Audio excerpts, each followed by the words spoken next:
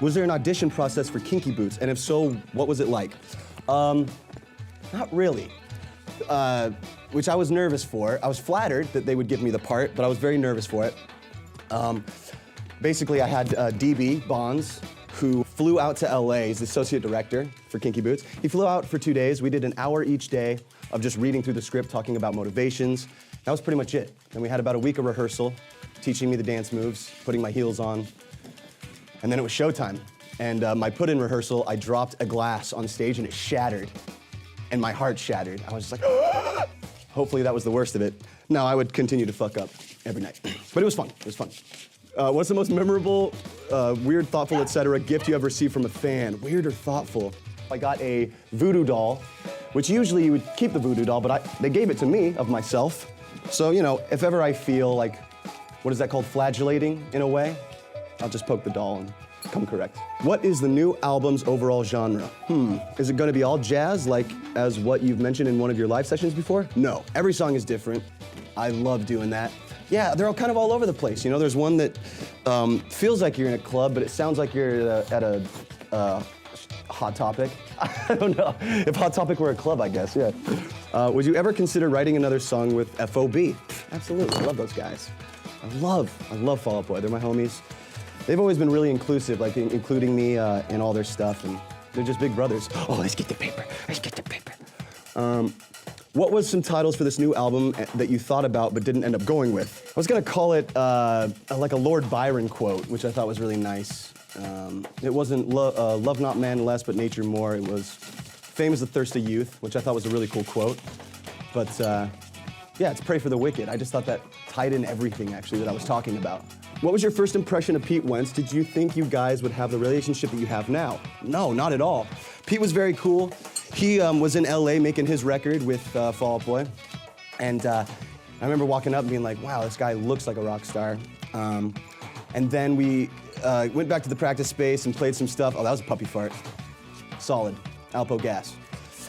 Yeah, I didn't think that we would, you know, I didn't know what was gonna come of meeting Pete and getting signed and all this stuff, so. Yeah, it's gotten better over time. It's my big brother. I am dying to know how the performances differed between a Panic at the Disco concert and appearing as Charlie Price in Kinky Boots on Broadway. Very different. I'll say the biggest difference is that with a Panic show, luckily, the fans, you guys, are louder than me sometimes, and you save me in moments where I might forget a lyric or a voice crack happens. But in Kinky Boots, you're up there, and spotlight's on you, and if you mess up, everybody hears it. You're under a microscope, and that was very exciting. Coming from a person who deals with anxiety and wants to become a performer one day, how do you cope with anxiety on stage or even during the whole touring process? Very good question. I used to take medication, then I stopped taking it. Just came to a realization that I didn't want to go there. So then I adopted the art of breathing exercises. That really ended up helping me a lot more than I thought it would, which is pretty great. So thanks for that question. I know performing can be very anxiety-driven, so I believe in you. What is your plan for the future of Panic at the Disco after this album? I don't know. I've talked about like doing weird stuff, like after the Broadway thing, building a show like that, taking it on the road, not necessarily with an album, but just kind of building the idea of a show. It wouldn't just be an album. I don't know, there's something there. There's definitely something in there. Favorite Fall Out Boy song or lyric? Right now, I like Church. That one's great. I get on my knees. Great lyric. Did you guys ever actually consider yourselves emo when you started as a band? No, we never did. But we listened to a lot of bands that were considered emo, so yeah, we were never offended by it. It's like, if you wanted to call us emo, yeah, all good. Which person that you've met or which interaction that you've had do you think has had the biggest influence on how you want to be seen just generally as a person? Wow, that's a deep question. I'm a believer in the butterfly effect, right? Like, so if you know, everybody I come in contact with has an influence on something that will happen in the future for me. I got to meet President Obama and the First Lady. That was Michelle and Barack, man. That was crazy. Waiting in line, I was so anxious, and we stepped in, me and my wife, and watching her meet them first, I was just, this is actually happening. This is really crazy. Very tall, very beautiful people. Shook my hand, and I just kind of shuddered a little bit. I said, you are just great, and I'm a big admirer of yours and just thank you. And he said, that's a very snappy suit. I thought it was great. Okay, last one. Would you ever be a judge on RuPaul's Drag Race? I feel like it would be a perfect fit for you. Absolutely. That would be a blast. Are you kidding?